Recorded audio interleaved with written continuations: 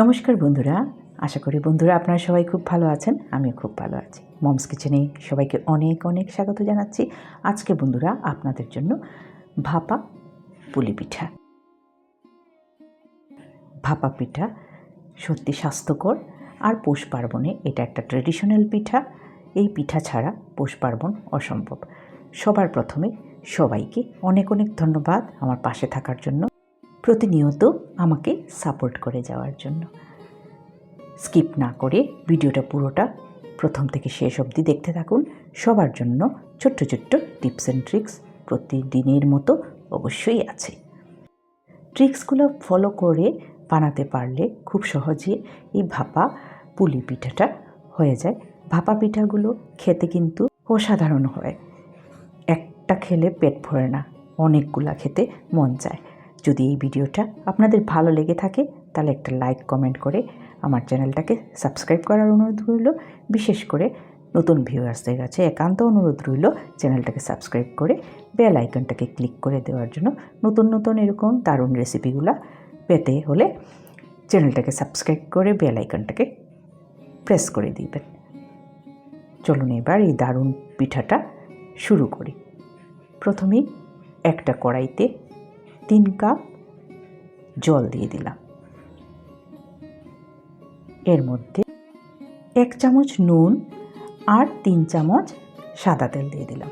সাদা তেল দেওয়ার কারণ হলো পিঠাটা যাতে চিপকে না যায়।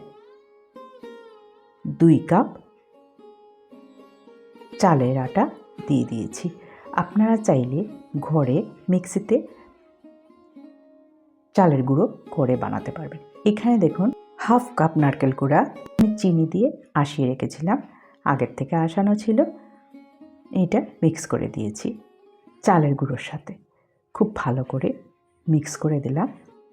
এবার ঢাকা দিয়ে 5 মিনিটের জন্য লো ফ্লেমে রেখে দিব। তাহলে খুব ভালো করে চালের আটাটা সেদ্ধ হয়ে যাবে। দেখুন একদম ভালো করে সেদ্ধ হয়ে গেছে, হাতে লাগছে না। এবার একটা বাটিতে নামিয়ে নিয়েছি। খুব গরম, তার জন্য অল্প একটুখানি ঠান্ডা হতে দেব। তারপর এর মধ্যে অল্প অল্প করে ময়দা অ্যাড করে মেখে নেব, যাতে বাইন্ডিংটা ভালো করে হয়ে যায়, ভেঙে না যায়। এখানে আমি 3 থেকে 4 চামচ ময়দা ব্যবহার করেছি। খুব ভালো করে একটা ডো রেডি করে নিলাম। আজকালই চালের গুঁড়োটা বাজারে কিনতে পাওয়া যায়, তার জন্য আমাদের জন্য একটু সহজ হয়ে গেছে। আপনারা পুরো রেসিপিটা ফলো করতে থাকুন। এইভাবে দেখুন একটু বড় বড় করে বল বের করে নিয়েছি।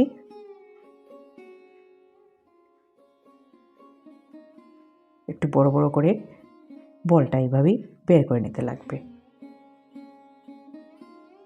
আগে তো আমরা ঠাম্মা দিদাদেরকে দেখেছি সংক্রান্তির আগে কি সারা বছর যখন মেয়ের জামাই বাড়িতে আসতো তখনও এই পিঠাটা হতো। এখানে দেখুন আগের থেকে আমি নারকেল কুড়িয়ে খেজুরের গুড় দিয়ে আশিয়ে রেখেছিলাম। এবার এটার পুর ভরে নিচ্ছি। যে কথাটা বলতেছিলাম, আগে এই পিঠাটা আমাদের গ্রাম বাংলার যে কোনো অকেশনে, বিশেষ যে কোনো অকেশনে এই পিঠাটা হতো। এগুলা হারিয়ে যাওয়া পিঠা, এর সাথে অনেক ইমোশন জড়িয়ে আছে আমাদের। তার জন্য এই পিঠাগুলোকে বাঁচিয়ে রাখা আমাদের কাজ, যাতে বিগিনার্সরা এগুলো দেখে শিখে, নতুন প্রজন্মরা এগুলো দেখে যাতে শিখতে পারে, এইটারই একটা প্রয়াস। আজকাল সবারই সময়ের অনেক অভাব, কিন্তু এই পিঠেগুলো কিন্তু খুব সহজেই হয়ে যায়।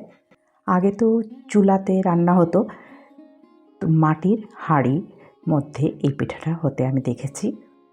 আর চালের গুঁড়ি একদম কুটে রেডি করা হতো, যেটাকে ঘাইল চিয়া বলা হয় আমাদের আঞ্চলিক ভাষায়।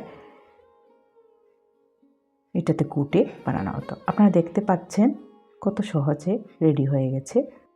প্রসেসটা আপনারা দেখেই বুঝতে পারছেন।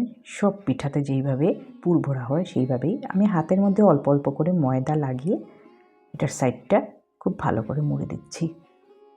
ঝটপট হয়ে যাচ্ছে। সবগুলা এইভাবে আমি রেডি করে নিলাম বন্ধুরা। এইবার ভাপিয়ে নেওয়ার পালা। তার জন্য আমার কাছে এই স্ট্রেনারটা ছিল। এইটাতে আমি অল্প একটুখানি সাদা তেল চারদিকে ব্রাশ করে নিয়েছি, হাত দিয়ে মেখে নিলাম। এবার পিঠাগুলা একে একে সেট করে দিচ্ছি।